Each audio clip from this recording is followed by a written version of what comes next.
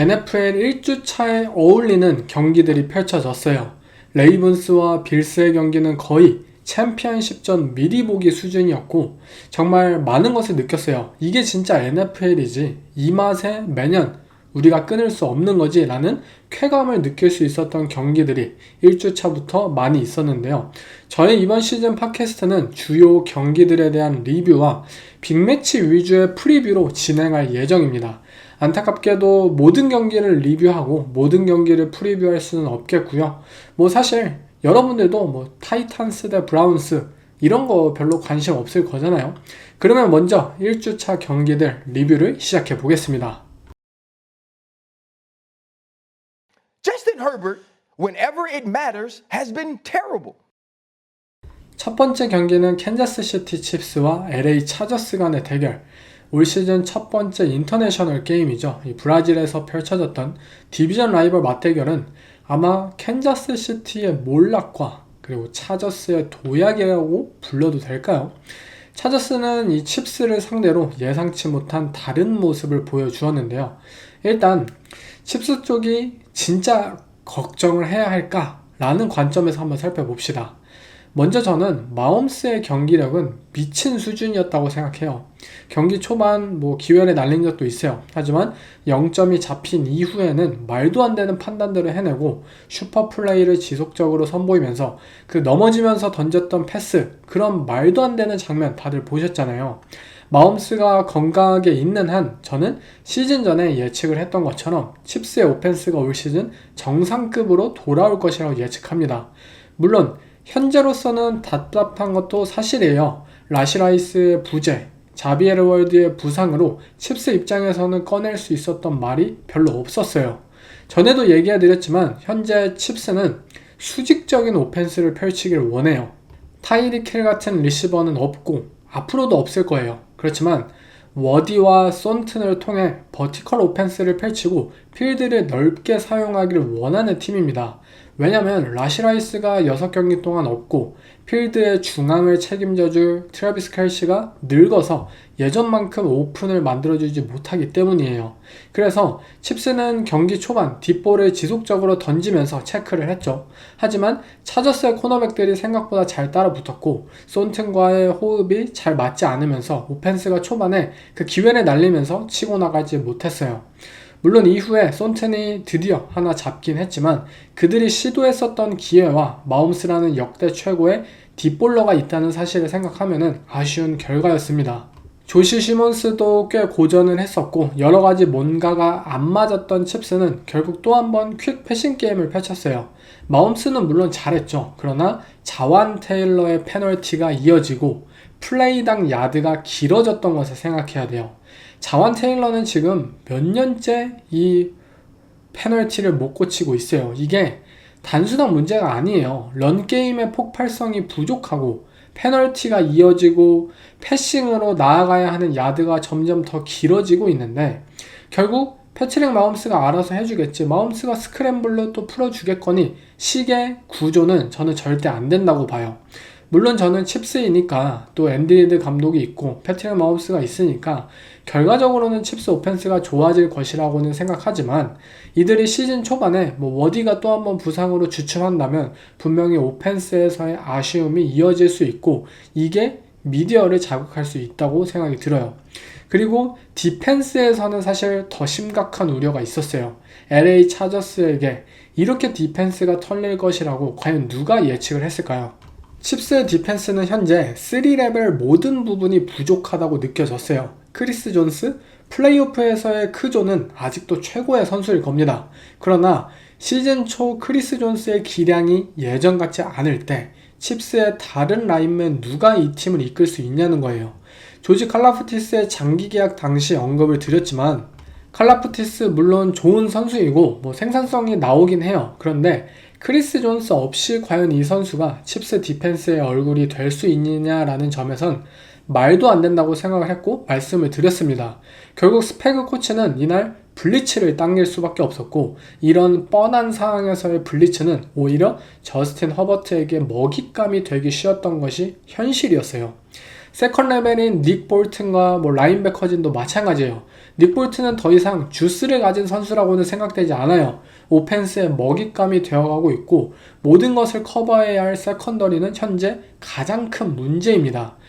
뭐 맥더피를 아웃사이드로 보내야 하기 때문에 이 세이프티의 로테이팅과 뭐 커뮤니케이션 그리고 이들의 유연함이 떨어지게 되자 칩스의 세컨더리는 속수무책이었어요. 제이든 힉스와 브라이언 쿡, 저스틴 리드처럼 플레이할 수 없어요. 판단이 느리고 뛰어난 운동 능력을 가지지 못하고 있으며 가장 큰 것은 현재 이 팀의 디펜스를 정확하게 모르고 있다는 점이에요. 좀 더 시간이 필요하다는 게 사실이에요.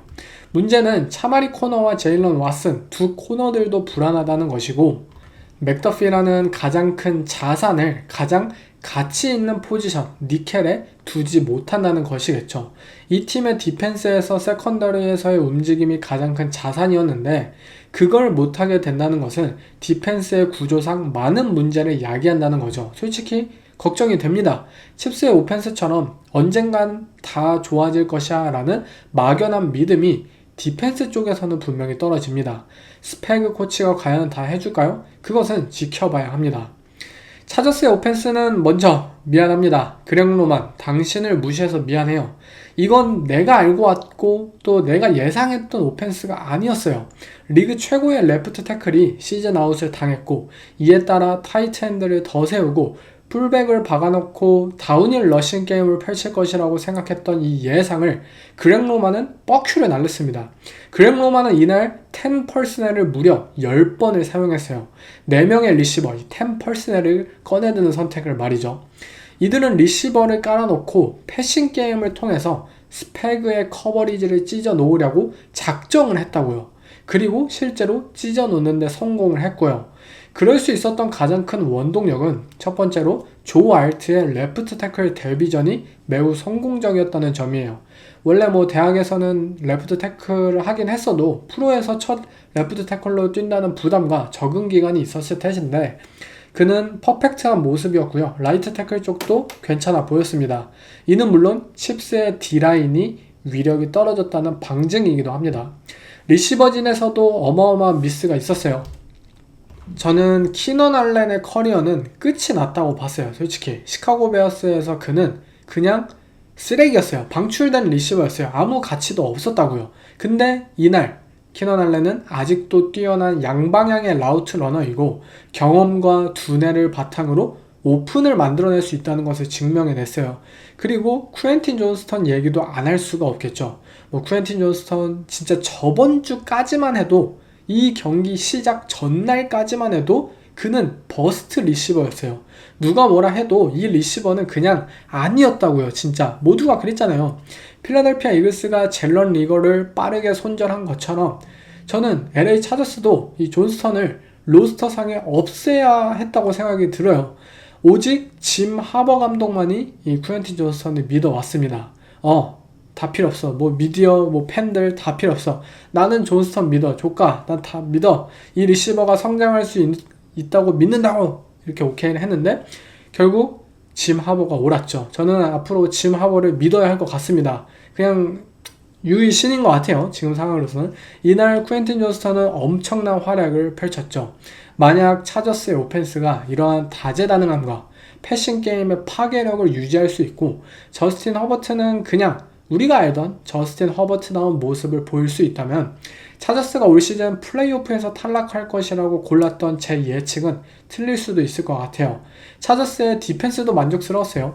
투 하이 베이스로 세이프티 한 명을 프론트 사이드로 내리는 이 3버즈 컨셉을 많이 사용을 했고 이를 통해 칩스의 버티컬 컨셉들을 차단하는 데 굉장히 효과적이었고요. 썰드다운에서 원 러버를 사용을 해서 칩스 리시버들에 대한 맨 커버리지상의 자신감을 보여주기도 했었죠.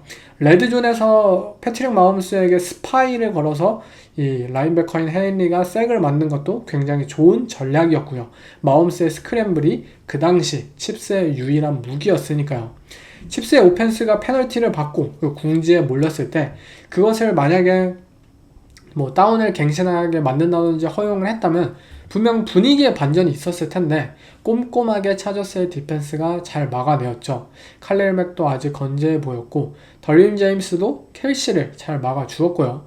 칩스의 오펜스의 핵심인 이 스크린 플레이에서 잘 막아주었다는 게 굉장히 중요했고 전반적으로 짜임새 있는 모습을 올해도 차저스의 디펜스가 보여주었습니다.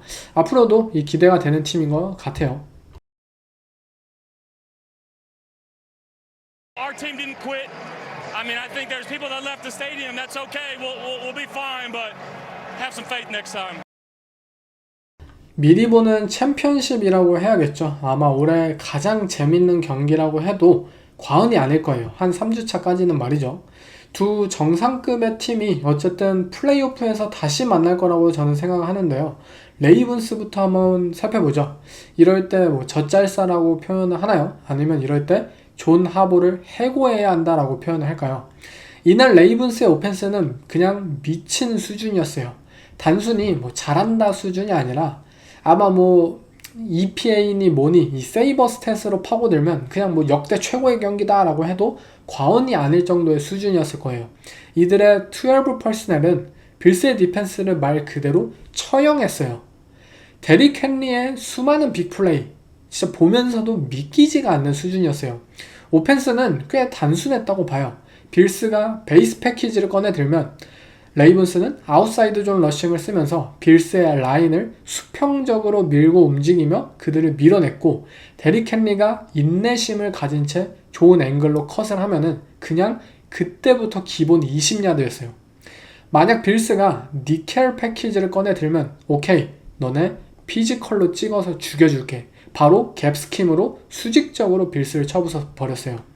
모두가 아시다시피 버팔로 빌스라는 팀의 디펜스는 니켈 디펜스 그리고 그걸 넘어서 현재 다임 디펜스를 추구하는 팀이에요. 이들은 무거운 선수가 없어요. 뭐 이 사실은 뭐 올해뿐만이 아니고 작년뿐만이 아니고 그냥 4, 5년간 계속된 사실이에요. 빌스의 디펜스는 가볍습니다. 에드 올리버조차도 피지컬이 굉장히 작은 디펜시브 태클이에요. 라인베커도 작고 세컨더리들의 플레이도 작고 디펜시브 라인맨들도 작고 다 작아요. 그렇기 때문에 만약 무거운 팀을 상대했을 때 빌스의 디펜스는 그 어느 때보다도 문제가 될 수 있는 그룹이에요.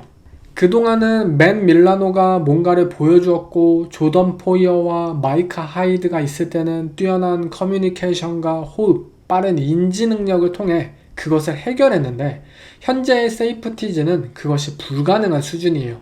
크리스찬 맨포드를 제외하면 이 팀의 세컨더리에서 정상급의 퍼포먼스를 펼칠 것이라고 기대되는 선수가 1도 없다고요. 결국 그나마 믿을 것은 디펜시브 라인인데 빌스의 포맨 러쉬를 진지하게 믿는 사람이 있을까요? 션 맥더머트는 대가리가 깨져도 포맨 러쉬를 하는 수비 코치예요. 근데 이날 절대 우리가 레이븐스의 오펜시브 라인을 포맨 러쉬로 답이 없다. 이날 절대 성공할 각이 안 보였겠죠. 결국 션 맥더머트도 결국 블리츠를 당기고 본인답지 않은 수비를 콜했어요. 하지만 포맨 러쉬가 되질 않아서 하는 블리츠, 어거지로 하는 블리츠, 본인들답지 않은 블리츠라는 것은 오히려 상대 쿼터백에게 카운터를 먹기 쉽다는 거죠. 라마 잭슨은 이를 그냥 쌈싸 먹었어요. 메쉬 컨셉 펼치고 제이 플라워스에게 뒷볼 꽂고 그냥 끝이었어요. 빌스의 디펜스는 결국 앞으로 이들이 플레이오프를 넘어서 슈퍼볼에 있어서 가장 걸림돌이 될 가능성이 저는 크다고 봐요. 작년처럼 미친듯이 공을 소유하고 상대의 드라이브를 억제하는 오펜스를 펼치지 않는다면 빌스에게는 정말 힘들 것이에요. 상대 쿼터백이 누구는 빌스의 디펜스? 내가 알던 그 팀이 아닌데? 생각보다 할만한데? 너는 세컨더리도 없고 뭐 포맨러쉬도 못하고 할만하네. 모든 팀이 그렇게 생각을 할 것이거든요. 빌스의 오펜스는 그래도 저는 희망적이었다고 생각해요. 레이븐스의 디펜스가 예전보다 다양하고 미친 듯한 심프레셔 컨셉이 없었고 단순한 투하이를 세우면서 조시 알렌이 스킴적으로 비교적 편안하게 플레이를 할 수 있었고 레이븐스도 결국 하이 레버리지 상황에서 1대1 퀵 프레셔를 유발할 디펜시브 라인맨이 없다는 사실 때문에 조시 알렌에게 역전을 허용하기도 했는데 빌스의 오펜스는 이날 작년과 비슷한 기조로 접근했다고 생각해요. 작년처럼 6명의 오펜시브 라인을 꺼내들어서 이것을 무기로 사용하진 않았어요. 당연히 작년과 똑같은 것을 꺼냈고 뭐 반복한다면 그것은 잘 통하지 않았고 뭐 더 큰 문제였겠죠. 오히려 6명의 오펜시브 라인을 꺼내기보다는 타이트 엔드와 풀백을 사용하는데 적극적으로 가담을 했고, 이들의 궁극적인 목표는 하지만 같았어요. 러싱을 통해 전진하고 공을 오래오래 소유하는 것, 스크린 플레이로 짧게 전진하면서 상대 디펜스의 블리츠와 프레셔를 무력화시키는 것, 그리고 슈퍼맨이 언젠가 필요할 때 조시 알렌이 나서서 모든 것을 해결하는 모델, 이게 또 한 번 통했어요. 물론 이게 올바른 모델이라고는 생각하진 않아요. 이 경기에서 조시 알렌이 한 번이라도 삐끗했으면 이 경기는 역전이 아니라 오히려 레이븐스가 20점 차로 승리하는 걸로 끝났을 경기니까요. 그런데 조시 알렌이 어쨌든 슈퍼맨 역할을 완벽하게 수행하고 있고 건재하고, 이날 경기처럼 예상치 못했던 키온 콜먼이라는 리시버가 대활약을 펼치고 이들의 젊은 리시버와 타이트엔드들이 한 방씩만 그냥 좋은 모습을 보여주기만 한다면 어쩌면 빌스의 오펜스가 다른 이야기를 펼칠 수 있다는 사실이 저는 기대가 돼요. 하지만 궁극적으로 분명 빌스는 이날 많은 문제를 드러냈었고, 칩스와 마찬가지로 이것이 시즌 중에 자연스럽게 해결될 것이라고 믿는 것은 분명히 쉽지 않아요. 그렇기에 올해는 더욱 이들의 오펜스의 힘이 필요할 것이라 생각합니다. I can't lie, it gave me chills. This environment, the first time, how they embraced me, the fans, this was one-on-one. 마이카 팔슨스의 트레이드, 제가 말했죠. 이 트레이드는 역사상 최고의 트레이드가 될 것이고 그린베이 패커스라는 프랜차이즈의 운명을 바꿀 것이라고요. 그린베이 패커스의 디펜스는 디트로이트 라이온스라는 리그 최고의 오펜스 팀을 그냥 망가뜨려 버렸습니다. 단순히 디비전 라이벌을 상대로 승리를 거둔 경기의 수준이 아니라 말 그대로 압도해 버렸어요. 저번에 제가 얘기를 했던 것처럼 마이카 팔슨스라는 인물은 이 제프 애플리 코치가 원하는 모든 타입의 디펜스를 가능케 만들고, 패커스가 지난 몇 년간 꿈꿔왔던 젊은 선수들의 폭발적인 성장을 단 한 경기만에 가능케 만들었어요. 수많은 심프레셔, 위장된 커버리지, 이 모든 것들, 패커스는 이날 블리츠를 하지도 않았어요. 단지 같은 룩에서 다른 선수를 보내고 이들의 프런트를 위장하고 한쪽에 쏠리게 만들고 다양한 방법으로 4명의 러쉬를 보낼 뿐이에요. 현재 모든 리그의 디펜스가 이런 디펜스를 추구하고 있어요. 문제는 이러한 타입의 디펜스에서도 중요한 것은 확실한 1대1 랩에서 이길 수 있는 패스러셔가 필요하다는 점이에요. 오펜스의 프로텍션은 그 선수를 중점적으로 짜여질 것이고, 만약 디펜스에서 그걸 이용할 수 있는 기회가 있다면 이건 어마어마한 스킴적 우위에 설 수 있는 것이거든요. 파슨스와 또 라샨 게리 그리고 루카스 반네스, 이 선수들이 같은 라인 선상에 서 있고 파슨스가 인사이드를 망가뜨리고 게리와 반네스에게 아웃사이드에서 1대1 기회를 주고, 또는 아예 반대로 반네스와 게리가 인사이드로 가고 파슨스가 아웃사이드로 가고, 이 프런트의 패스러쉬를 무한대로 창출할 수 있다는 것이에요. 그리고 이 상황에서 라이온스라는 팀은 이 최고의 오펜시브 라인을 보유한 팀이었지만 속수무책이었어요. 페네이스웰, 리그 최고의 라이트 태클, 페네이스웰조차도 이 마이카 팔슨스를 버거워했고요. 파슨스에게 러싱 상황에서 더블팀을 붙이느라 패커스의 인테리어 디펜시브 라인맨들은 인사이드에서 그냥 폭풍처럼 몰아치는 데 성공을 했죠. 마이카 팔슨스 때문에 카우보이스의 런 디펜스가 엉망이었다, 말이 되냐고요. 지금 라이온스의 런닝백인 데이비드 몽고메리와 또 자미르 깁스에게 한번 물어보세요. 러싱 상황에서 당신은 마이카 팔슨스를 만나고 싶은지 말이죠. 그린베이 패커스라는 팀의 더 큰 이슈는 이게 고작 마이카 팔슨스가 전체 게임의 50%의 스냅밖에 뛰지 않았다는 점이에요. 그는 필드 위에 절반밖에 있지 않았지만 라샨 게리가 미쳤고요. 루카스 반네스, 이 선수 사실상 쿠엔틴 존스턴과 똑같았어요. 저번 주까지 버스트 확정이었어요. 그냥 나가라 수준이었어요. 근데 인사이드, 이 디펜시브 태클 자리에서 결국 밀어붙이면서 한 첫 경기만에 색을 만들어냈죠. 케니 클락의 빈자리로 걱정이 되었던 인테리어 디펜시브 라인, 마이카 팔슨스 덕분에 디본테 와이엇 그리고 콜비 우든 이 선수들이 그냥 미쳐버리니까 케니 클락이 지금 있나 없나? 공백이 있었는지조차 생각나질 않는 수준이에요.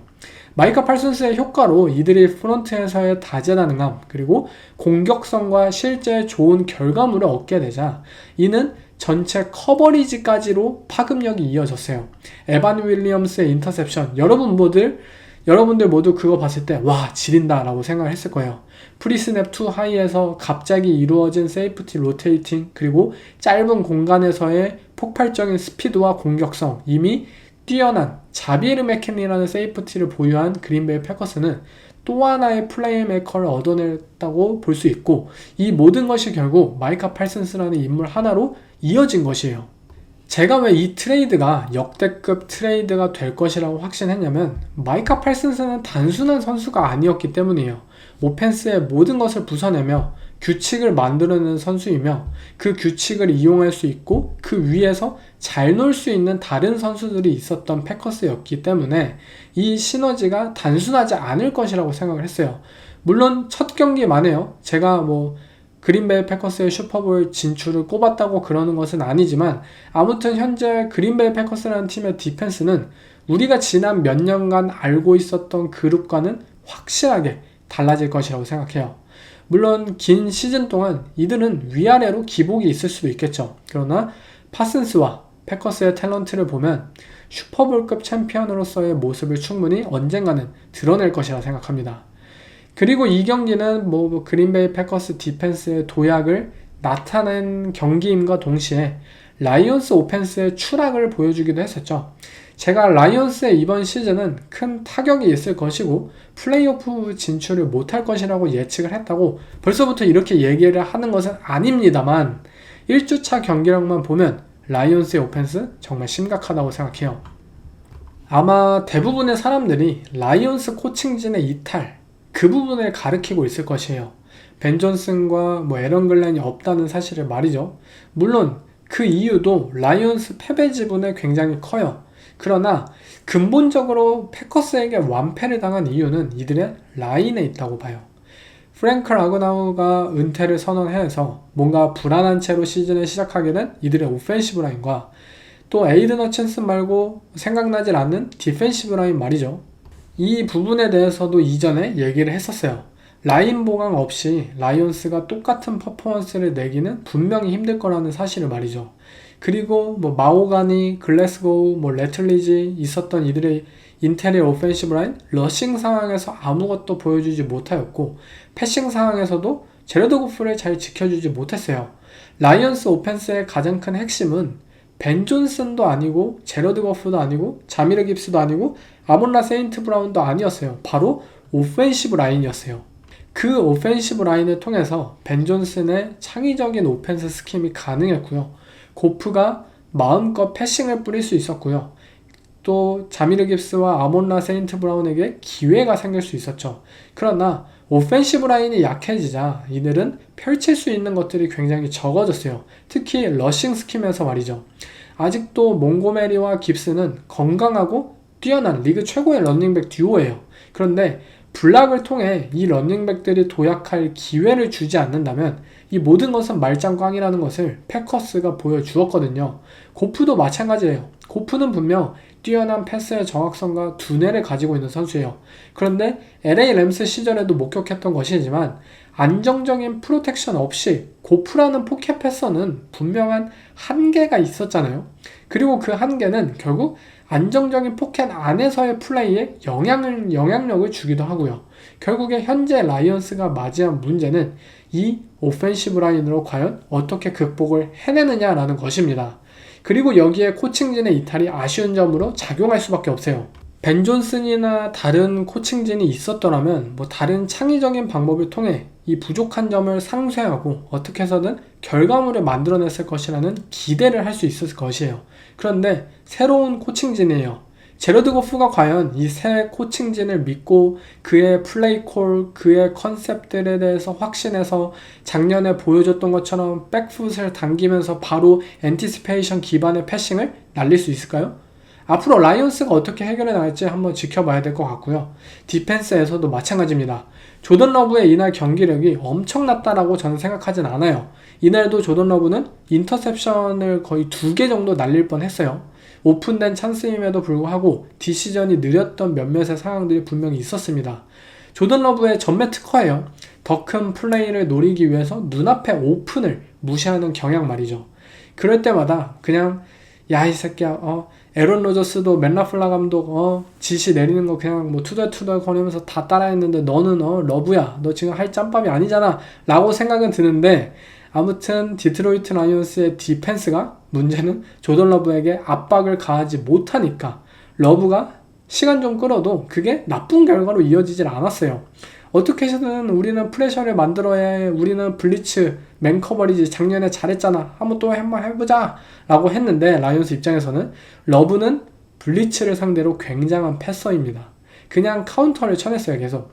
결국 라이온스 입장에서는 디펜스의 경우도 본인들이 허친슨을 제외하고는 아무도 믿지 못하는 상황에서 제대로 된 영입을 하지 못하였고 마이카 팔슨스를 영입하지 않았잖아요.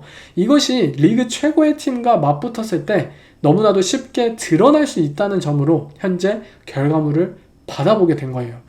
저는 라이온스라는 팀이 어느 정도 바운스백하고 충분히 와일드카드권 경쟁을 해내서 플레이오프에도 갈 수 있다고 봐요. 그런데 지금 라이온스라는 팀은 플레이오프 문제가 아니잖아요. 이 팀은 슈퍼볼 우승을 노리는 팀이잖아요.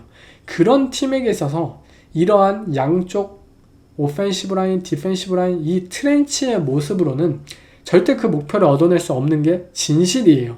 겨우 시즌 1주차? 이런 얘기를 저는 하고 싶지 않아요. 벌써부터 설레발 떤다. 당연히 그럼 제 스스로도 그런 감정이 드니까요. 근데 2주차부터도 반전을 일어날 수도 있어요. 근데 결국 시즌 말미에 가서는 여러분들 모두 제가 하고 싶었던 이야기가 무엇이었는지를 알게 될 거라고 생각합니다. 두발. 예, 여러분, 브라이스 형은 망했고요. 캐롤라이나 팬더스의 미래도 끝이 났네요. 이러면 될까요? 사실 뻥이고요. 아마 저를 잭슨빌 팬 혹은 브라이스 형의 팬이다 라고 생각하실 수도 있어요. 저도 어느 정도 인정합니다. 저도 개인적으로 그들이 망하는 모습을 보고 싶진 않아요. 그런데 저는 진짜 여기서 브라이스 형을 실드 치려는 목적이 없습니다. 정말 객관적으로 필름을 통해 바라보았을 때 이 경기 브라이스 형은 못하지 않았어요. 대신 너무나도 운이 안 좋았던 경기였어요. 먼저 저는 잭슨빌의 새로운 디펜스가 마음에 들어요. 이들의 그동안 가장 큰 문제점으로 꼽혔던 점은 어느 정도의 좋은 탤런트를 보유했음에도 디펜스가 너무 단조로웠다는 점이거든요. 뭔가 시즌 초에 다른 것을 시도하는 것 같아도 어느 순간 보면 되돌아가는 모습이 많았어요. 근데 앤서니 캄파니엘 코치의 디펜스 첫 모습만 보면 지난 몇 년간 보여줬던 잭슨빌 중에 가장 혁신적이라고 생각이 들었어요. 정말 먼 거리에서 코너 블리츠를 하고 그들답지 않은 제로 블리츠를 보여주는 등 단순히 라인 싸움을 통해 승리를 추구하는 것이 아닌 적극적인 블리츠 패키지를 준비했어요. 이 움직임은 아마 디비전 라이벌인 휴스턴 텍산스의 오펜시브 라인을 상대로 매우 효과적이지 않을까 싶은데요. 브라이스 형은 이 블리츠를 상대로 꽤 침착했습니다. 프로텍션을 조정하고 러닝백을 픽업시키고 지정하고 하나하나 가담하면서 블리츠에 당황하는 모습이 아니라 수동적인 모습이 아니라 대비를 해내는 모습이었어요. 그리고 그 블리츠를 처단하는 이 다임 스로우를 많이 던지기도 했어요. 저는 그가 블리츠 상황에서 던졌던 패스들이 모두 좋은 디시전을 기반으로 했다고 생각이 들어요. 근데 문제는 결과가 다 꽝이었다는 점이죠. 그가 이 경기에 던졌던 컨테스티드 캐치는 모두 인컴플릿이 되었는데요. 리시버 한둘이 아니라 진짜 헌터 렌프로 그리고 샌더스 다 놓쳤고요. 런닝백들도 체크다운 패스 흘렸고 마지막에는 인터셉션으로 연결되기도 했고 드랍이 그냥 어마어마하게 나왔던 경기였어요. 디안드레 호킨스가 이 한 손으로 라마 잭슨의 이 다임을 잡아가지고 터치다운으로 만든 거 여러분 기억하시죠? 브라이스 영도 분명 그런 상황을 연출할 수 있었어요. 하지만 그의 리시버들은 디안드레 호킨스처럼 그 공을 잡아주는 것이 아니라 전부 다 공을 놓쳐주었고요. 결국 이것이 그의 패인이 되었다고 생각이 듭니다. 영에게 있어서 너무나도 불운했던 경기였어요. 단순 스탯으로 드러나는 야드와 패스 성공률, 진짜 경기를 본 사람이 아니라면 이해할 수 없을 거라고 생각해요. 팬터스는 분명 경기 초반 무거운 펄스넬을 통해 러싱을 셋업하고 브라이스 영의 짐을 덜어주려고 했겠지만 티맥을 제외한 이들의 모든 웨폰진들은 오히려 그를 실망시켰어요. 그리고 그에게 짐을 하나씩 더 얹어줬다고요. 아담 딜런의 트레이드가 캐롤라이나 팬터스의 구단 입장에서는 장사를 잘한 것은 맞지만 개인적으로 브라이스 영에게는 힘들 것이다 라고 예측했던 점이 바로 여기에 있어요. 만약 브라이스 영이 또 한번 이런 경기가 연출되고 동료들을 믿지 못하고 스스로 자신감을 잃고 작년, 재작년과 같은 도돌이표가 된다면 그때는 진짜 브라이스 영의 커리어는 끝이 났다라고 부를 수 있겠죠. 하지만 그는 아직 기회가 있다고 생각하고 있어요. 멘탈적으로 무너지기 전에 팬터스가 영을 많이 도와주어야 한다고 생각합니다. 반대로 잭슨빌 제규어스는 트레버 로렌스의 짐을 덜어주는 데 성공을 했어요. 트래비스 이티엔은 잊혀진 1라운드 런닝백이죠. 그의 미친 컴백 경기를 보여주었고요. 1레벨 퍼스넬에서의 러싱이 매우 성공적이었고 분명 다이나믹한 웨폰진을 가진 잭슨빌인 만큼 이 선수들을 각기 어떻게 배치하고 어떤 매치업을 야기할 것이냐가 관건이었는데 이 경기에 성공적이었습니다. 인터미디에이트 에리아에서 많은 성공을 거두었고 이 인터미디에이트라는 존이 트레버 로렌스가 강점을 드러낼 수 있는 점이라는 것을 생각한다면 분명 올바른 방향이라고 생각해요. 트래비스 헌터 정말 저도 엄청난 기대를 하고 있고 이 많은 스포트라이트를 받고 있는 이 선수도 6개의 캐치를 따냈고 대부분이 이 초이스 라우트 슬롯에서의 이 옵션 라우트 전문 리시버의 역할을 보여줬어요. 스크린 플레이에서 한 번에 이 캐치를 하기도 했고요. 제이시 온에게 인터셉션 당한 그 딥 오버라우트는 분명히 아까웠어요. 만약 성공했다면은 하이라이트성 플레이에 들어갔겠다라고 생각이 들 정도로 분명히 이 오펜스에 잘 적응해낼 수 있다고 생각합니다. 사실 캐롤라이나 팬터스의 디펜스는 어쩔 수 없다고 봐요. 프론트 세븐이 답도 없는 수준으로 밀리고 있기 때문에 사실 그냥 보는 게 안타까웠습니다. 런 디펜스, 패스 디펜스 뭐든 상관이 없고요. 제이시온처럼 그 인터셉션 장면처럼 한두 번의 턴오버를 이 노리는 타입의 디펜스를 추구해야 하는데 이것도 제이시온을 제외하면은 탤런트가 부족하니까 얼마나 잘 될지 모르겠네요. 어느 팀을 만나더라도 캐롤라이나 팬터스는 털릴 가능성이 높다라는 것을 보여줬어요. I was happy to beat everybody associated with the Jets.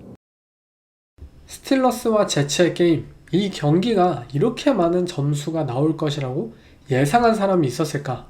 엎치락뒤치락 양팀의 오펜스 모두 희망을 얻은 경기이기도 했어요. 아마 스틸러스 팬이라면 그래도 역시 로저스구나, 진짜 작년 러셀 윌슨과는 차원이 다르구나 라고 아마 생각을 했겠고요. 제치의 팬이라면 저스틴 필즈가 살아났다, 우리도 지노 스미스랑 샘 다놀드처럼 쿼터백 한 명 잘 발굴해가지고 올해 플레이오프 가겠다 라고 생각이 들었겠죠. 일단 스틸러스부터 한번 살펴볼게요. 에런 로저스와 피츠버그 스틸러스의 오펜스, 진짜 시즌 전에 엄청난 걱정과 다르게 이번 경기는 팀의 승리를 견인했다 라고 볼 수 있는데요. 먼저 로저스가 4개의 터치다운을 기록하면서 MVP 로저스가 돌아온 것이 아니냐라는 설레발도 현재 있어요. 먼저 에런 로저스의 상태만 보자면 오케이, 괜찮아요. 그가 예전처럼 원조 패트릭 마홈스라고 불렸던 사나이처럼 플레이를 만들어내고 스크램블로 퍼스트다운을 갱신해내고 이런 모습은 당연히 끝났죠. 그는 이제 41살이에요. 엄청난 아킬레스건 부상을 당한, 그건 그냥 부상 이후로 볼 수 없습니다. 하지만 어깨는 살아있어요. 작년에도 이 부분은 언급을 드렸었죠. 단순히 어깨를 통해 멀리 공을 던지는 것을 떠나서 어깨의 유연성을 바탕으로 다양한 각도에서 완벽한 패스의 정확도를 조준할 수 있고, 켈빈 오스틴에게 그 던진 수많은 컨테스티드 롱밤, 그 미친 수준이었어요, 솔직히 말해서. 그리고 그의 두뇌는 한 살 더 경험이 늘었죠. 그리고 이게 저는 어쩌면 스틸러스 오펜스의 현재 가장 큰 위험 요소라고 생각하기도 합니다. 아마 경기를 보신 분들은 아시겠지만 에런 로저스가 진짜 대부분의 플레이에서 오디블을 했어요. 이 오디블을 했다라는 것은 뭐 상대 디펜스의 그 룩을 보고 본인의 오펜스의 뭐 플레이 콜을 조정하고 뭐 라우트를 조정하고 그러한 것을 의미합니다. 프로텍션을 조정하고, 아서 스미스의 플레이 콜을 쿼터백인 에런 로저스가 별로라고 생각을 하고 본인 마음대로 수정을 해냈다는 것이에요. 아니 물론 모두가 알아요. 아서 스미스 오펜시브 코디네이터 플레이 콜러 플레이 콜이 별로인 코치예요. 그런데 쿼터백이 아예 세컨 다운, 썰드 다운부터는 모든 플레이를 본인이 혼자서 콜했다는 사실은 이것이 사실 올바른 방향으로 이어지진 않을 것을 암시합니다.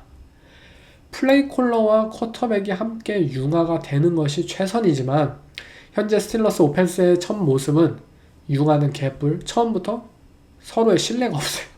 금이 갔어요. 아서 스미스의 플레이 액션 오펜스에서 뭐 벤스 커라닉이 와이드 오픈 터치다운이 나기도 했고, 또 똑같은 오펜스 컨셉에서 이번엔 코너 라우트로 이 파일런에 향한 패스가 또 터치다운을 만들기도 했고, 분명 아서 스미스의 플레이 콜로 좋았던 결과를 만든 플레이도 있었어요. 하지만 이날 마지막 드라이브에서 보여주었던 2연속 스크린 플레이처럼 아서 스미스는 답답한 플레이를 또 한번 디자인하기도 합니다. 에런 로저스는 이를 알고 있어요. 에런 로저스는 아서를 신뢰할 수 없는 것을 말이죠. 결국 어느 순간에 이번 경기처럼 막 와이드 오픈이 막 나버리고 터치다운 연속해서 나서 이런 경기가 아닌 접전의 상황에서 진짜 쿼터백과 이 플레이 콜러 모두 최고의 플레이가 필요한 순간에서 만약 쿼터백이 플레이 콜러를 신뢰하지 못하고 또는 신뢰했는데 결과가 구린 플레이 콜이 나온다면 두 사람의 신뢰는 끝이 날 거라는 거예요.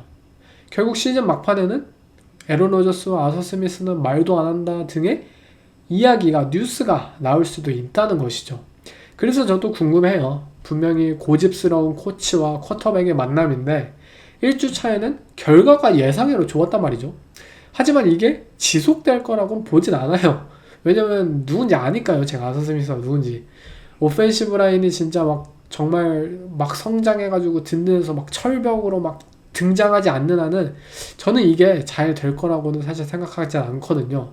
그래서 41살에 또 리그에서 가장 고집스러운 쿼터백인 만큼 이 둘의 관계가 어떻게 끝날지 개인적으로 너무나도 궁금하네요. 그리고 스틸러스에게 탈탈 털린 뉴욕 제츠의 디펜스, 사실 뭐 윌 맥도날드와 퀸앤 윌리엄스는 미친 경기였습니다. 진짜 뭐 쐐기를 하고 또 라인을 뭐 어느 정도 뭐 맨날 런 디펜스 상황에서도 탈탈 털어냈고, 에런 글렌 감독도 적극적인 블리츠를 통해서 에런 로저스의 첫 플레이에서 쐐기를 만들기도 했었죠. 하지만 너무나도 많은 와이드 오픈 찬스를 허용하기도 했었고, 아직 이들의 이 디펜시브 백진들이 잘 수행하는 느낌이 들지 않아요. 뭐 스티븐스가 넘어진 것도 그렇고요. 아직은 에런 글렌 감독의 코칭이 이 제츠에겐 필요하다라고 느껴진 경기였어요. 그렇다면 다음은 저스틴 필즈는 이제 다른 쿼터백이 된 걸까요? 제2의 지노 스미스, 제2의 샘 다놀드가 가능한 것이냐? 사실 이날 제츠 오펜스의 성공은 저스틴 필즈의 부활이라기보다는 뉴욕 제츠 오펜스의 그냥 성공이다 라고 말하는 게 나을 것 같아요. 제츠가 지난 몇 년간 투자했던 오펜시브 라인이 제대로 홈런을 쳤고요. 이 파급력으로 모든 게 가능했으니까요. 뭐 파샤노와 멤부 두 명의 오펜시브 태클, 이들은 디펜시브 라인으로는 진짜 최고라고 불리던 피츠버그 스틸러스를 상대로 미친 경기력을 뽐냈어요. 그리고 이들의 활약과 더불어 저는 사실 뭐 베라 터커가 부상으로 빠져가지고 인테리어진에 좀 공백이 있을 거다라고 생각되었던 이 인테리어 오펜시브 라인진도 엄청난 활약을 펼쳤죠. 런 디펜스 상황에서 스틸러스의 디펜스가 진짜 불쌍하다라고 느껴질 정도였으니까요. 이들의 디펜시브 태클은 그냥 경기장 끝까지 더블팀에 물릴 기세였어요. 진짜 그냥 하도 밀려가지고 막 5야드 10야드까지 밀리는 정도였어요. 라인베커들도 피지컬적으로 매치업이 안 되고 자신감도 없고 제대로 된 런핏을 찾을 수가 없는 정도였어요. 제츠가 결국 대놓고 이 젤런 램지 쪽으로 러싱을 시도하지 않았고, 젤런 램지 또한 아웃사이드 코너로서의 역할을 선보여야 했기 때문에 스틸러스의 런 디펜스는 더욱 약해질 수밖에 없었어요. 데리우스 슬레이가 태클링을 버거워하고 이 선수는 사실상 거의 방출을 당해도 할 말이 없다라는 수준 정도였고요. 그만큼 뉴욕은 라인 싸움에서 압도적이었고, 이 수준급의 오펜시브 태클을 보유한 뉴욕 제츠는 스킴적으로도 스틸러스의 디펜스를 묶어냈습니다. 쿼터백 런옵션 스킴, 저스틴 필즈 잘 달리잖아요. TJ 왓을 그냥 옵션 키플레이어로 설정해놓고 무력화시켰고, 이 저스틴 필즈에게 패싱 상황에서는 시간을 주기 위해 맥스 프로텍션을 자주 사용하면서 이 패싱의 기회를 주었습니다. 우리가 모두 저스틴 필즈라는 쿼터백은 리그에서 가장 아름다운 공을 던질 수 있는 선수라는 사실은 알고 있었잖아요. 단지 그 공을 던지기까지의 시간이 너무 오래 걸린다는 게 문제였고요. 하지만 제츠는 그 시간을 벌어줬어요, 실제로. 그렇기 때문에 모든 것이 잘 맞아떨어진 경기였죠. 조시 레이노즈 같은 리시버를 영입해서 박스 가깝게 붙여가지고 굳은 일을 시킨 것도 탁월했고요. 이게 이제 드는 의문은 지속 가능하냐라는 점 같아요. 필즈도 분명 기복이 있고요. 이처럼 편안한 환경에서 플레이를 또 한다는 것은 사실 낙관적인 기대예요. 힘든 상황 속에서도 저스틴 필즈가 잘할 수 있느냐? 그러한 경기에서 이 필즈의 경기력, 그게 시험대라고 생각합니다. 마이클 페닉스의 올 시즌 첫 번째 경기에 대해서 한번 감상평을 얘기해 볼게요. 물론 아직 이릅니다. 근데 저는 벌써부터 이렇게 말을 하고 싶네요. 2024 드래프트된 쿼터백 중 당연히 1등인 이 제이든 다니엘스를 제외하면은 2등의 선수는 마이클 페닉스 주니어다 라고 말이죠. 마이클 페닉스는 당시에 저는 4등이라고 언급을 드렸었어요. 드래프트 당시에. 그만큼 낮게 보지도 않았고 또 그만큼 엄청 높게 평가를 하지도 않았던 선수였어요. 하지만 그 당시에도 제가 들었던 생각은 진짜 마이클 페닉스 주니어는 포켓 안에서 공을 던지는 능력만큼은 이 드래프트 최고의 선수가 될 수도 있겠다라고 생각을 하긴 했었어요. 그리고 개막전 이 경기, 템파베이 벅스와의 경기에서 마이클 페닉스는 완벽한 볼러였어요. 물론 그가 강력한 어깨를 바탕으로 40야드짜리 뒷밤을 뿌리면서 필드를 완벽하게 가로지르고 그런 것은 아니었어요. 그렇지만 마이클 페닉스는 확실한 패서였습니다. 정확성이 필요한 패스를 뿌릴 수 있고 타이트한 윈도우에 공을 꽂아 넣는 선수예요. 이날 드레이크 런던이라는 리시버는 사실 존재감이 아예 없었어요. 슬랏에서든 어디서든 그는 벅스의 코너백들에게 시달렸고요. 르반테 데이비드가 경기 초반에 하드하게 태클링하면서 넘어뜨려가지고 몸싸움을 벌이기도 했었죠. 이런 관계로 페닉스는 런던이 아닌 다른 누군가와 연결되었어만 했어요. 그리고 페닉스는 카일 피츠, 또 워싱턴, 또 맥클라우드, 이 리시버들과 꾸준히 기회를 만들어냈고 토드 보울스 감독의 이 블리츠를 맞이한 상황에서도 침착하게 대처를 해내며 안정적인 모습을 보였어요.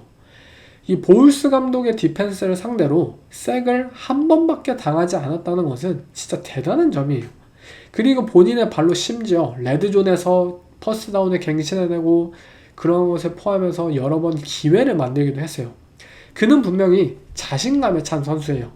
본인의 운동 능력에 대한 한계를 어느 정도 이해하고 있고 그에 따라서 결단력이 뛰어나서 색을 잘 당하지 않을 만한 쿼터백이에요. 이날 드레이크 런던이 이 경기에서 답답했던 것처럼 애틀란타 팔콘스의 러싱 게임은 마이클 페닉스를 전혀 도와주지 않았어요. 분명 팔콘스가 뭔가 의도하고 기대했던 상황이 펼쳐지지가 않았다고요. 그럼에도 불구하고 마이클 페닉스는 42번의 패싱 기회에서 단 한 번도 패닉이 없었다는 점을 저는 높이 사고 싶어요. 팔콘스의 오펜스에 대해서 좀 더 얘기하자면 이들은 뭐 피스톨 포메이션 펼치기를 원하고 또 모션을 갖가지 활용해가지고 그런 것들을 원하는 팀이에요. 뭐 비장 로빈스와 타일러 알게어를 통해서 효율적인 러싱을 원하고 뭐 두 명의 런닝백 둘 다 꺼내서 스플릿백 포메이션에서 한 명 모션 해가지고 나오는 그런 디펜스의 반응에 따라 뭐 플레이를 펼치기를 또 원하고요. 벅스가 맨 커버리지를 펼치면 모션된 리시버를 활용한 뭐 럽 컨셉을 이 경기 도중에 중점적으로 썼고 그러한 상황에서도 마이클 페닉스의 패스는 꽤 좋았습니다. 반드시 리시버가 열릴 것이고 우리 팀의 오펜스 플레이 컨셉 이해도가 좋고 이 코치의 플레이 콜을 확신한다. 이 믿음이 간다. 이런 것들을 마이클 페닉스는 아주 잘 따르고 있어요. 이 경기는 분명 페닉스에게 우호적이진 않았습니다. 러싱도 안 풀렸었고 드레이크 런던도 미직전이긴 했고 아마 다음 경기 미네소타 바이킹스 원정도 분명히 힘들 거예요. 이 브라이언 플로레스 코치의 디펜스 분명히 힘들죠.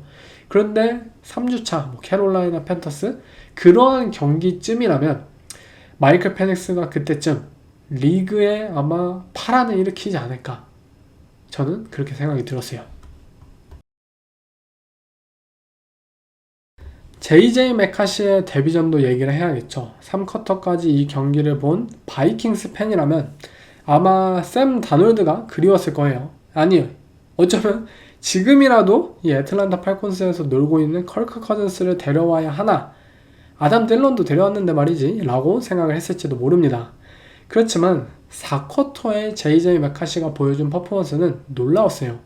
그는 3개의 터치다운 드라이브를 가장 필요한 상황에서 보여주었다고요. 경기 초반 바이킹스 오펜스의 문제는 아마 모두가 느꼈을 것 같아요. 언더센터 기반의 플레이 액션 팀이지만 러싱은 전혀 효율적이지 못한 모습이었어요. 베어스의 프론트 세븐은 이들의 와이드존 러싱 오펜스에 변번히 차단을 해냈고 그런 상황에서 이 쿼터백에게 야기된 썰드다운 오펜스 하지만 베어스의 디펜시브 코디네이터인 데니스 알렌은 죽지 않았죠. 끊임없이 이 라인 선상에 최소 6명의 플레이어를 세워놓는 이 머그룩을 펼치면서 JJ 메카시라는 루키 쿼터백을 교란하는 데 집중을 했어요. 프리스냅 전 머그룩과 그리고 뭐 맨 커버리지를 보여줬는데 포스트 스냅에서는 존 커버리지로 변하네? 또는 아까는 존 커버리지였는데 이번엔 그냥 블리츠를 계속하네? 이렇게 선보이는 등 신인 쿼터백 입장에서 이걸 진짜로 눈앞에 두고 플레이를 펼친다는 것은 굉장히 힘들었을 것이에요. 전반전 그리고 3쿼터의 뭐 픽6까지 JJ 메카시는 데니스 알렌에게 그냥 완패를 당했어요. 웰컴 투 더 NFL을 당한 거나 말이죠. 그리고 바이킹스는 그때부터 약간의 변화구를 던집니다. 단순한 와이드존 러싱이 아니라 카운터 플레이를 펼치면서 이 갭 러싱을 통해서 활로를 찾기 시작했고 베어스 라인베커의 커버리지 상의 미스매치업을 활용해서 에런 존스에게 27야드짜리 터치다운 패스를 꽂아 넣기도 했었죠. 4쿼터에 접어든 JJ 메카시는 분명 다른 선수였어요. 똑같은 3쿼터까지의 머그룩을 4쿼터에 베어스는 선보였는데 전혀 갑자기 당황하지 않고 갑자기 침착해진 그런 모습을 보이면서 상대 디펜스를 오히려 역으로 파괴하기 시작하였고 베어스는 결국 역전을 허용하게 되었죠. 그리고 그의 운동 능력은 분명 위협적이었습니다. 경기에 한두 번쯤은 JJ 메카시의 이 운동 능력 분명 다리를 통해서 플레이를 만들어낼 수 있다고 봐요. 물론 승리를 거두긴 했지만 메카시에게 있어서 완벽하진 않은 경기였어요. 근데 이 경기는 메카시의 커리어 첫 번째 경기였다는 것입니다. 이 선수는 사실상 지금 루키 시즌 첫 경기를 3쿼터까지 재앙으로 보냈다가 4쿼터에 역전을 시켰다는 거예요. 말도 안 되는 성취감을 분명 느꼈겠죠. 팀원들과 코칭진도 분명 무언가를 느꼈을 것이에요. JJ 메카시와 함께 할 수 있다. 뭔가 이룰 수 있다. 라는 것을 말이죠. 그렇게 바이킹스라는 팀이 끝까지 올 시즌 포기하지 않는 팀이라고 저는 생각합니다.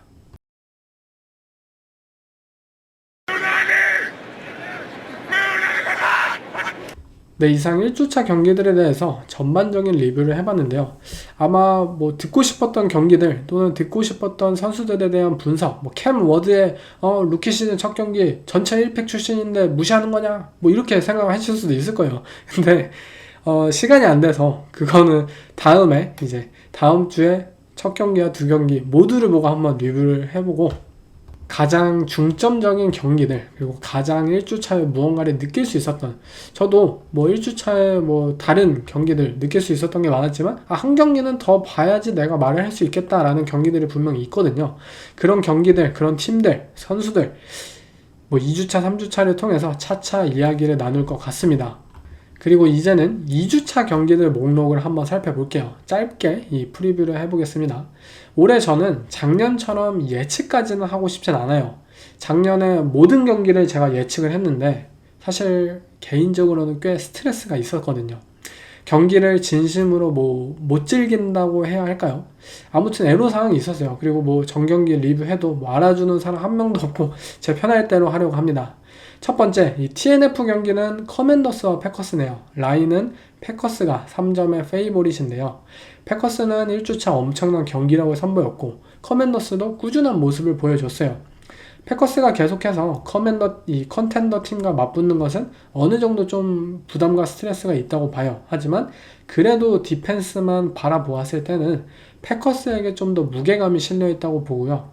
커맨더스의 디펜스가 과연 패커스의 스피드를 따라잡을 수 있을지 좀 걱정이 되네요. 뭐 반전이라면 어쨌든 TNF이기 때문에 양 팀의 컨디션이 좀 예측이 안 된다라는 점이겠죠. 다음 경기 클리브랜드 브라운스와 볼티모어 레이븐스, 조 플라코의 이 컴백 홈 경기이죠. 40살의 조 플라코가 레이븐스의 홈에서 라마 잭슨과 경기를 펼칠 것이라고 과연 누가 기대를 했을까요? 라인은 레이븐스가 11.5의 페이보릿입니다. 브라운스는 저번주 생각보다 공을 잘 던졌어요. 점수만 못 냈을 뿐이죠. 조 플라코가 분명 오랜만에 이 친정에서 놀라운 플레이를 보여줄 것이라 생각해요. 하지만 지금 레이븐스의 오펜스는 미쳤습니다. 모든 게 가능해요. 뭐 데릭 헨리, 또 라마 잭슨, 제이 플라워스, 이들은 정말 놀라운 수준이에요. 레이븐스의 디펜스가 경기를 내주지 않는 이상 뭔가 드라마틱한 반전은 없을 경기라고 보고 있습니다. 다음 경기 잭슨빌 제규어스와 신시내티 벵갈스가 3.5의 페이보릿인데요. 이 경기는 좀 눈여겨봐야 한다고 생각합니다. 벵갈스가 저번주에 이긴 건 잘했지만 사실 벵갈스가 막 슬로우 스타팅 해서 막 개막전은 무조건 진다 뭐 이런 좀 조롱을 받는 팀인데 어쨌든 브라운스 상대로 겨우 이기긴 했지만 잘하긴 했어요. 하지만 경기 내용적으로는 사실 그렇게 뛰어나진 않았거든요. 반면에 제규어스는 1주차의 합이 괜찮았어요. 슬로우 스타팅으로 유명한 벵갈스가 브라운스에게도 고전을 했는데 과연 이 새로운 페이스의 잭슨빌을 상대로 자신있게 승리를 거둘 수 있느냐, 사실 좀 미덥지 않나 라고 생각이 드네요. 다음은 디비전 맞대결 뉴욕 자이언츠와 댈러스 카우보이스가 5.5의 페이보릿인데요. 카우보이스는 개막전 때 생각보단 잘했습니다. 마이카 팔슨스 뭐 트레이드 되고 팀 분위기가 엉망이었을 텐데 괜찮았어요. 생각보다. 특히 오펜스에서 역시 정규 시즌의 덱 프레스캇은 믿을만한 쿼터백이고 또 클레이튼 아담스를 영입한 이들의 러싱 게임은 꽤 새롭고 우리가 알던 카우보이스의 막강한 러싱 게임으로 돌아왔다라는 느낌이었어요. 자이언츠가 분명 막강한 디펜스 프론트를 보유하고 있지만 카우보이스의 오펜스를 막기는 쉽지 않을 거라고 생각이 들고요. 개막전 이후에 이 휴식일이 카우보이스가 더 많았던 만큼 준비할 시간이 많았음을 기억해야 되겠죠. 다음도 디비전 맞대결 시카고 베어스 대 디트로이트 라이온스가 6.0의 페이보릿인데요. 두 팀 다 상처가 커요. 시카고 베어스는 아직 뭐 섣불리 말하고 싶진 않지만 케일럽 윌리엄스가 그냥 1주차에 그냥 그랬고요. 라이온스도 컨텐더로 부족함을 뼈저리게 느꼈죠. 이 경기는 결국 베어스가 패커스처럼 라이온스의 양 라인을 트렌치를 컨트롤할 수 있느냐 여부가 중요합니다. 만약 라이온스가 라인에서 이기면 벤 존슨 감독에게 야, 벤 존슨 이 배신자 너는 필요 없어. 우리 그냥 알아서 우리 잘 먹고 잘 살 거야. 라는 뭐 뻑큐를 날릴 수 있겠죠. 그리고 그렇게 되지 않기 위해서 아마 벤 존슨 감독은 케일럽 윌리엄스에게 많은 것을 또 이 경기 준비를 시킬 텐데 그걸 문제는 케일럽이 잘 소화할지를 모르겠습니다. 다음 경기도 디비전 맞대결 패츠 대 돌핀스예요. 돌핀스의 감독인 마이크 맥다니엘은 1주차 그 인디애나 콜츠에게 졌던 그 참사 후에 인터뷰를 통해서 이제 마이애미 돌핀스 진짜 저점이다. 1주차 모습보다 더 이상 나쁠 순 없다라고 인터뷰를 했더라고요. 과연 그럴까? 더 나빠질 수도 있지 않을까라고 생각이 드는데 이번 경기는 돌핀스의 0.5점 페이버릿입니다. 사실상 뭐 반반이죠. 저는 현재 패츠는 분명히 돌핀스보다 나은 팀이라고 생각해요. 패츠의 멘탈리티 또한 더욱더 터프하고요. 그렇지만 패츠는 분명 젊은 팀이에요. 그리고 이 마이애미라는 정말 뉴잉글랜드와 다른 기후를 가지고 있고 다른 환경 속에서 플레이함에 있어서 어떤 영향이 분명히 있진 않을까라고 생각이 드네요. 다음 경기는 나이너스와 세인츠. 나이너스가 현재 3점 페이보릿인데요. 조지 키를 이들의 슈퍼스타 타이트엔드가 좀 장기간 결장할 것으로 예측이 되고요. 또 브록 퍼디도 뭐 경기에 나올 수도 있고 안 나올 수도 있다라고 현재 보여지고 있는데 안 나올 확률이 약간 한 60 정도 되지 않나라고 생각이 듭니다. 그러면 만약 우리가 드디어 이 드림 매치업이죠. 카일 샤나한 감독과 맥 존스가 같이 뛰는 경기를 지금 볼 수가 있는 거예요. 솔직히 이 경기 저는 재밌을 것 같아요. 뉴올리언 세인츠의 디펜스도 베테랑들이 뭐 디마리오 데이비스나 저스틴 리드가 핵심적인 역할을 보여주고 있고 부상을 당한 현재 나이너스의 오펜스가 세인츠의 디펜스를 뚫기가 분명 버거울 것이에요. 그러면은 경기가 팽팽해지고 또 맥 존스의 활약과 그러한 기회들을 우리가 볼 수 있는 거잖아요. 거기에 샌프란시스코 키커 이 제이크 무디가 드디어 잘렸죠. 현재 불안한 상황이에요. 분명 뉴올리언 세인츠 입장에서 예상치 못한 업셋의 기회가 있다고 생각합니다. 또 다른 디비전 맞대결 이 버팔로 빌스와 뉴욕 제츠인데요. 빌스가 원정팀이지만 6.5 페이보릿입니다.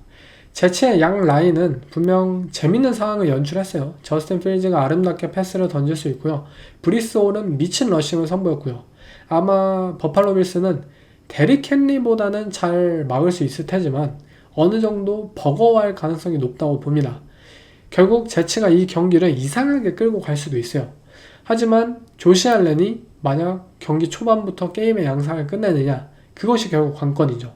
만약 조시 알렌이 경기 초반 뭐 터치다운 2개 꽂고 뭐 14대 0 만들었는데 저스틴 필즈와 뉴욕 제츠 막 따라가려고 뭐 고군분투하고 무리한 플레이 콜 내린다면 빌스의 압승으로 끝날 수 있어요. 근데 만약 경기 초반에 점수가 안 나고 제츠가 라인을 통해서 결국 공을 오래 소유하고 러싱을 통해서 또 한번 빌스를 괴롭힌다 라면은 또 경기가 이거 몰라요 라는 수준으로 이어질 수도 있는 거죠.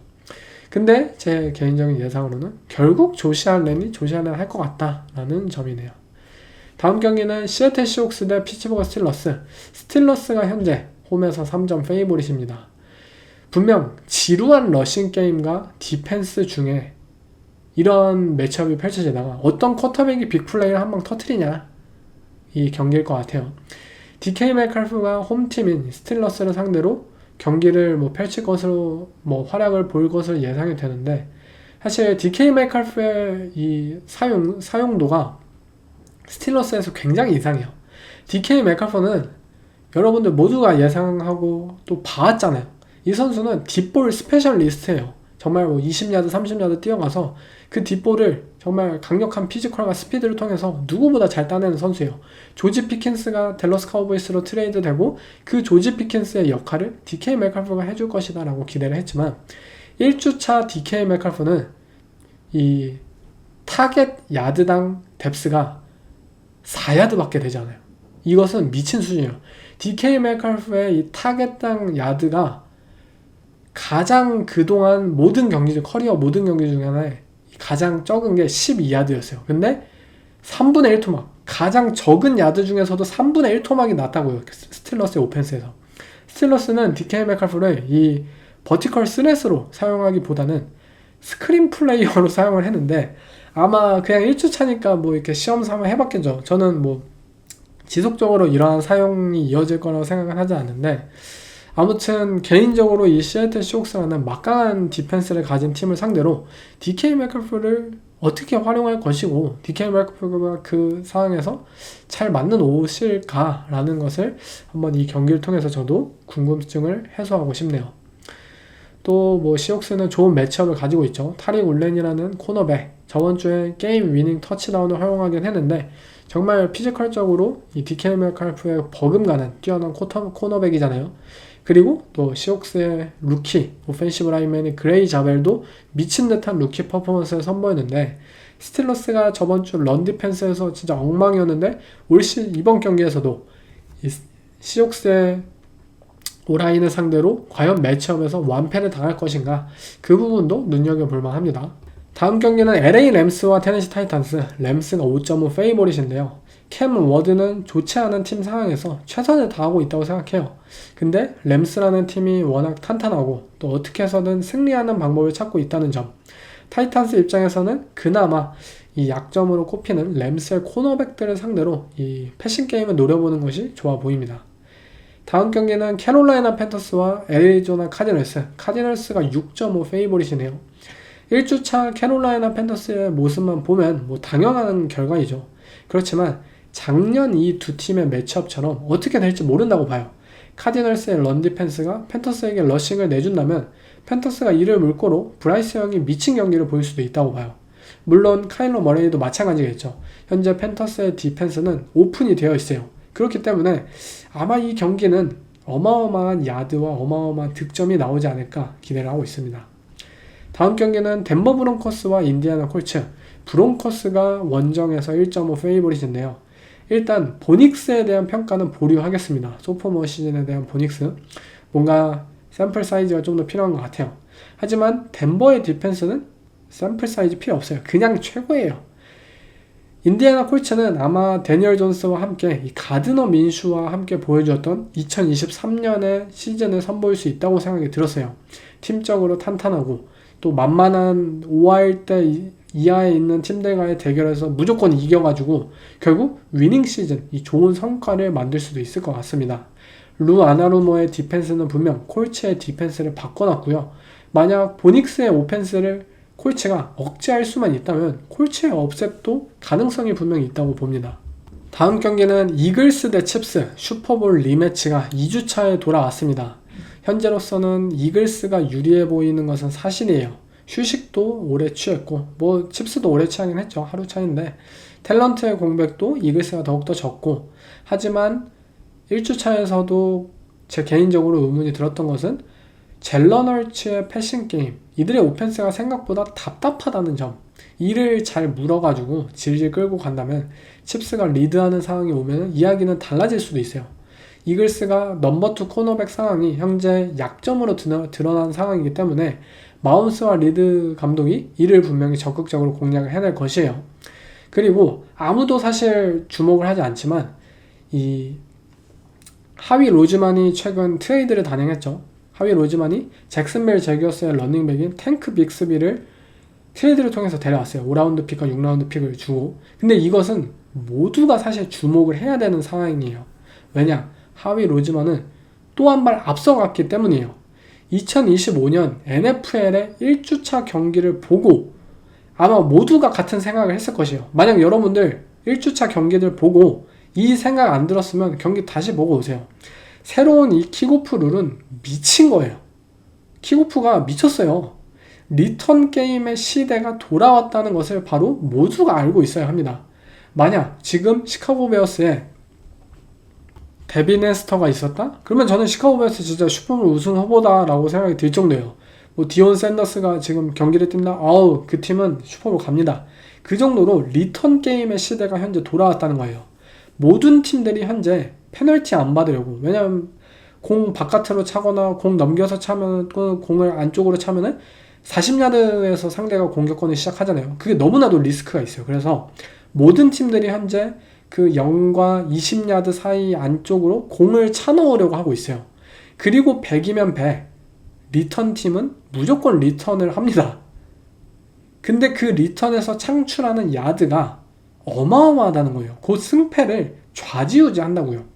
그리고 이 리턴 야드라는 요소 때문에 아마 이 고4릿의 비율도 저는 늘 것이라고 생각이 들어요. 왜냐면 팀들이 더 이상 우리가 뭐 굿보릿을 안 하면은 뭐 하든 안 하든 어쨌든 이 리턴을 통해서 기본 35야드, 40야드 이상을 간다고 생각을 하면은 굿보릿을 안 할 수가 없죠. 그 비율도 분명히 늘 거라고 생각이 들어요.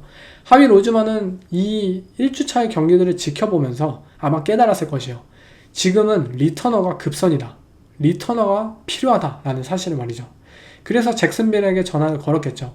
트래비스 이티엔이 막 엄청난 활약 펼치면서, 그리고 루키 리시버 타툰인가? 그 선수도 막 루키 런닝백 또 하면서 급격하게 갑자기 설 자리를 잃게 된 탱크 빅스비, 그 선수를 하위 로즈먼은 알고 있었어요. 그래서 야 5라운드 픽 6라운드 픽 줄게, 이거 엄청나게 후하게 쳐주는 거야.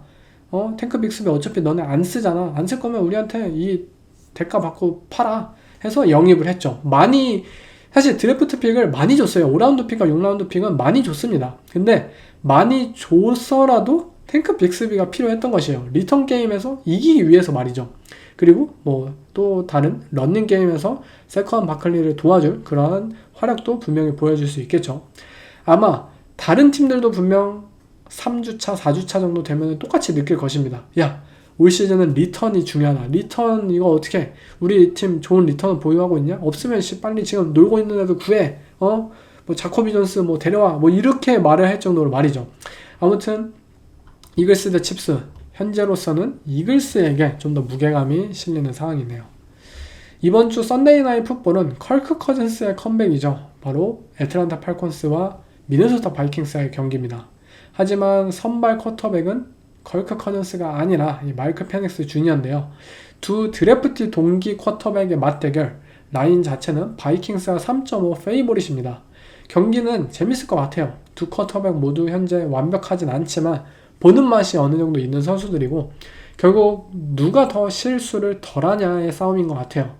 마이크 페닉스의 경우에는 이 브라이언 플로레스의 디펜스를 상대로 얼마나 침착함을 유지할 수 있느냐가, 분명 뭐 디펜스 탤런트적으로 다운그레이드된 바이킹스긴 하지만 애틀란타의 웨펀진이 힘을 낼 수 있느냐가 이 관건이겠고요. 바이킹스의 경우에는 오펜시브 라인이 라인 싸움에서 승리할 수 있느냐, 러싱의 활로를 뚫고 JJ 메카시를 잘 지켜줄 수 있느냐가 중요합니다. 경기는 엎치락 뒤치락 재밌을 것 같습니다. 월요일 경기 첫 번째는 템파베이 벅스와 휴스턴 텍산스예요. 두 팀 모두 디비전 우승 후보이고 애매한 슈퍼볼 컨텐더이기도 합니다. 분명 두 팀 모두 플레이오프는 가요 라고 생각하지만 뭔가 슈퍼볼까지는 애매한 그런 두 팀이죠. 본인들의 실력을 올 시즌 판가름할 좋은 경기라고 봐요. 텍산스가 현재 2.5 페이보릿인데요. 텍산스는 예상했던 문제가 그대로 드러나서 문제이고요. 벅스는 예상하지 못한 문제가 터져버렸기 때문에 반면에 또 예상하지 못한 호재도 터지고 좀 복합적입니다. 먼저 텍산스, 이 예상했던 문제 바로 뭐였습니까? 이들의 오펜시브 라인, 이거 괜찮냐? 지금이라도 너네 오프시즌에 했던 거, 너네가 지금 가지고 있는 계획, 생각들 바꿔야 되지 않나? 라는 생각이 들 정도예요. 작년에 워낙 텍산스의 오라인이 최악이었기 때문에 그것보다 올 시즌 낫겠지라는 심정이었는데 올해도 이건 쉽지 않아 보여. CJ 스트라우드가 현재 공개적으로 인터뷰를 통해서 팀을 질책하였는데 그만큼 이 팀이 잘 돌아가지 않는다라는 방증이겠죠. 벅스는 반면에 디펜스에선 호재가 이어졌어요. 부상에서 돌아온 앤투안 윈필드는 매우 건강하고 또 엘리트급 모습으로 필드 전곳을 돌아다니면서 활약을 보여주었고요. 또 하산 레딕이라는 이 베테랑 엣지러셔, 야 진짜 구간이 명간이에요. 진짜 미쳐버렸어요. 반면에 베이커 메이필드가 알 수 없는 부진을 선보였습니다. 사실 원래도 기복이 있는 쿼터백이었기 때문에 바로 다음 경기에서 반전을 선보일 수도 있겠지만 분명 크리스찬 월프스의 공백이 있는 오펜시브 라인이고 텍산스의 막강한 디펜스를 생각한다면 베이커가 정신을 못 차리면 이 경기 벅스가 힘들 가능성이 분명히 있습니다. 마지막 경기는 LA 차저스와 라스베가스 레이더스, 차저스가 3점 페이보릿인데요. 레이더스는 지노 스미스와 함께 좋은 오펜스를 선보였지만 이 애시튼 잔티에 대해서 벌써 트렌트 리차드슨이 오버랩 되는데 그거 아니야? 라는 얘기가 나오고 있습니다. 차저스를 상대로 이 젠티의 활약이 분명히 중요하겠죠.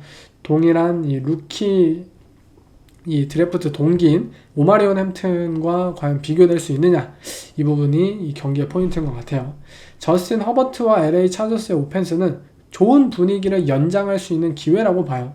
레이더스의 디펜스가 좋진 않잖아요. 탤런트가 딸려요. 그렇게 본인들이 이 공격적인 패싱 게임을 또 한 번 선보이면서 우리들의 오펜스 1주차 뽀록이 아니야 라는 것을 증명할 수 있겠죠. 사실 이 경기는 스토리가 있죠. 바로 서로를 굉장히 싫어하는 피트 캐롤 감독과 짐 하버 감독의 경기라는 것이 굉장히 중요해요. 대학 시절부터 샌프란시스코와 시애틀 시옥스까지 이어지는 이 NFL까지, 그리고 현재 LA 차저스와 라스베가스 레이더스까지 이 두 명의 감독은 같은 디비전에서 서로를 혐오하는 수준이었는데 계속 따라다녀요, 커리어가. 이것도 굉장히 신기해요. 정말 매력적인 캐릭터를 가진 두 명장인데요. 다음 주 경기도 굉장히 기대가 되네요. 이상 1주차 에피소드들에 대해서 다 말을 한 것 같습니다. 제가 지금 이 1교차가 심해져서 이 비염이 걸려가지고 좀 목이 갔는데요. 말을 제대로 한지는 모르겠어요. 아무튼 사실 1주차부터 저는 경기들이 너무 내 머리를 깨워준 경기들이 많았다고 생각이 들고, 1주차에는 저도 의욕이 진짜 너무 넘치기 때문에 막 과감하게 말도 하고 했을 거예요. 근데 제 말을 너무 믿지는 마세요. 저도 오버리액션 안 해야지 야 이제 1주차밖에 되지 않았잖아 이렇게 강하게 말하면 안 돼 라고 생각을 하지만, 그럼에도 불구하고 저 자신을 속이고 오버리액션을 하니까요. 작년 뉴올리언 세인츠가 2주차까지 40득점을 연속하고 막 디펜스도 좋은 모습 보이면서 야 데리카와 뉴올리언 세인츠 올 시즌 슈퍼볼 가겠다 라고 막 모든 미디어에서 막 찬양을 받았잖아요. 하지만 3주차부터 뉴올리언 세인츠는 팀이 폭파가 되었죠. 분명 2주차에는 반전을 이뤄내는 팀들이 있을 것이에요. 좋은 쪽으로든 안 좋은 쪽으로든. 또 다른 이야기가 매주 나올 NFL이기 때문에 이 경기를 진짜 끊을 수가 없습니다. 이 리그 너무나도 재밌어요. 그러면 저는 2주차에 돌아오겠습니다. 이번 에피소드는 여기서 마치겠습니다. 감사합니다. I hope you can feel what it feels like now. This is why we work so freaking hard. It comes, we don't know what's going to happen, but if we keep staying with it and keep believing in it, it's going to happen and it happen again. This ain't the only time we're going to get one of these. Yeah, that's just one win. We here for more than one win. But I got to get a game ball. First win in the silver and black. Yeah!